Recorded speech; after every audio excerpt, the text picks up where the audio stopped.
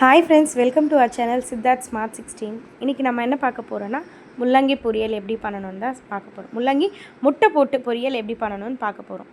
அதுக்கு நான் வந்து 1/2 கிலோ முள்ளங்கி எடுத்திருக்கேன். 3 முள்ளங்கி வந்துச்சு. அதை நல்லா நீட்டாக தோல் சீவி வச்சுக்கலாம்.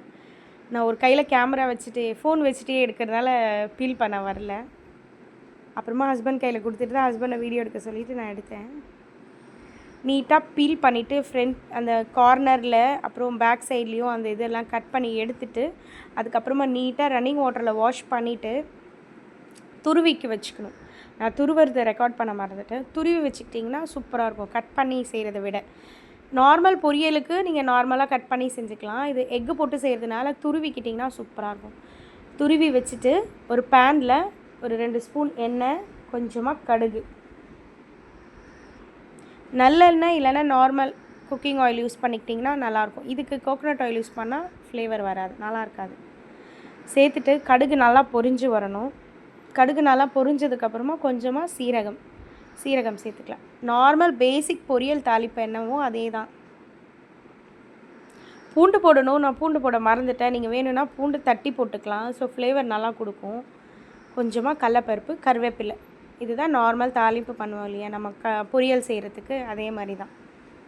நல்லா இது பொரிஞ்சதுக்கப்புறமா நான் 2 பச்சை மிளகா எடுத்திருக்கேன். இதுக்கு காரம் கொடுக்கறதே பச்சை மிளகா, பெப்பர் பவுடர் தான்.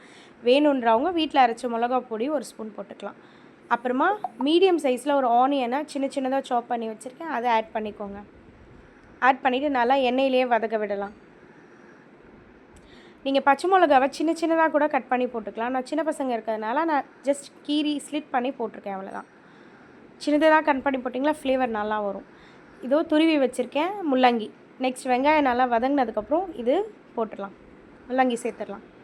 சேர்த்துட்டு இது எண்ணெயிலேயே கொஞ்சம் மிக்ஸ் பண்ணிங்கன்னா சளி பிடிக்காது. நல்லா நீட்டாக வதங்குச்சுன்னா கோல்ட் ஆகாது, தொண்டை கரகரப்புன்னு இருக்காது. சில பேருக்கு செட் ஆகாது முள்ளங்கி சாப்பிட்டான்னு சொல்லுவாங்க. கொஞ்சமாக உப்பு, மஞ்சத்தூள் சேர்த்துட்டு நல்லா வதக்கிட்டு லைட்டாக தண்ணி தெளிச்சிட்டு மூடி போட்டு வச்சிடலாம். மூடி போட்டு ஒரு 10 நிமிஷம் சிம்லேயே வச்சிங்கன்னா சூப்பராக வெந்து வந்துடும். நல்லா எண்ணெயில் வதக்க விட்டுட்டு மிக்ஸ் பண்ணிவிட்டு லைட்டாக தண்ணி தெளித்து அப்புறம் மூடி வச்சுருங்க. பாருங்கள் 10 நிமிஷத்தில் எப்படி வெந்துருச்சுன்னு.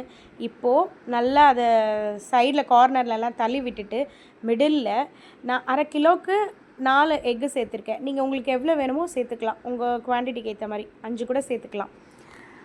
அந்த எக்கு மேலே நீங்கள் பெப்பர் போட்டுக்கோங்க. நீங்கள் முள்ளங்கிக்கு உப்பு கம்மியாக போட்டிருந்தீங்கன்னா இதில் கொஞ்சமாக உப்பு சேர்த்துக்கோங்க.